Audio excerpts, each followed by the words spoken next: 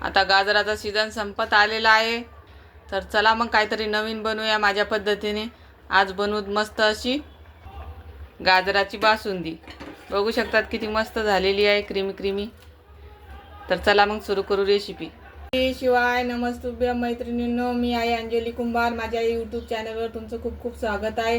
तर मी आज बनवणार आहे मस्त अशी गाजराची बासुंदी। त्यासाठी साहित्य सांगते। मी ते घेतलेले आहे 1 वाटीभर गाजर खिसून, 1 छोटी वाटीभर काजू आणि बदामचं कूट करून, 1 वाटीभर खवा, 1 वाटी साखर, 2 चम्मच साजूक तूप, 1 चम्मच चारोळी आणि 1 छोटा चम्मच वेलची पूड। तर चला आपण रेसिपी सुरू करू। इथे मी 1 लिटर दूध घेतलेले आहे म्हशीचं। आता आपण त्याला छान आटवून घेऊ। तर इथे याला मधामधात असं ढवळत राहायचं, निम्म होईपर्यंत हे दूध आपल्याला आटवून घ्यायचं आहे। आपलं दूध आटतंय तोपर्यंत आपण इकडं गाजर भाजून घेऊ। तर इथे मी कढईत हे 2 चम्मच तूप घालून घेते आणि हे गाजराचं पीठ त्याच्यामध्ये छान परतून घेते।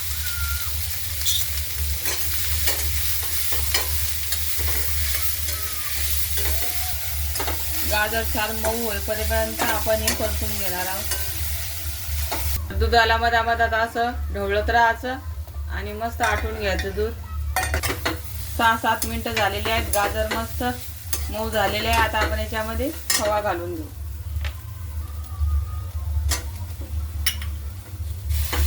खवा छान मिक्स करून घेऊ गाजर। तर बघू शकता दुधाचा कलर पण चेंज झालेला आहे आणि बऱ्यापैकी दूध आटलं गेलेलं आहे। आता आपण याच्यामध्ये साखर घालू। साखर तुम्ही तुमच्या आवडीनुसार कमी जास्त करू शकता। मी इथे या वाटीने 1 वाटीभर साखर घातलेली आहे। आता छान साखर विरघळेपर्यंत दूध आटून घेऊ। तर इथे दूध मस्त पैकी आटले गेलेलं आहे, बघू शकता मस्त कमी झालेलं आहे आटून आटून। तर इथे गाजर पण मस्त खव्यामध्ये शिजून मऊ झालेले आहेत। आता आपण गाजर दुधामध्ये टाकून देऊ।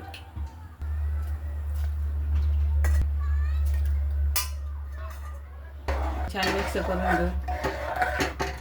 बघू शकता किती मस्त कलर आलेला आहे गाजरामध्ये।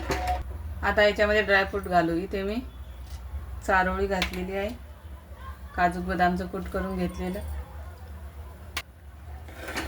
आता ही आपली गाजराची बासुंदी तयार झालेली आहे। आता याच्यामध्ये इलायचीची पूड घालते थोडी। तर गाजर टाकल्यानंतर फक्त याला 2-3 मिनिटं उकळून घ्यायचे। तुम्ही बघू शकता खव्यामुळे अगोदरच घट्टसर झालेली आहे आपली गाजराची बासुंदी। तर 2-3 मिनिट झालेली आहे। आता मी गॅस बंद करते।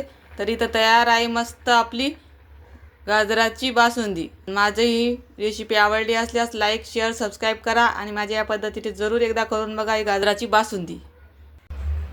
तर इथे मस्त थंड झालेली आहे आता ही बासुंदी। आता आपण ही एका बाउलमध्ये काढू। तर बघू शकता किती मस्त घट्टसर झालेली आहे, तयार झालेली आहे आपली बासुंदी। आता आपण ही फ्रीजमध्ये ठेवू।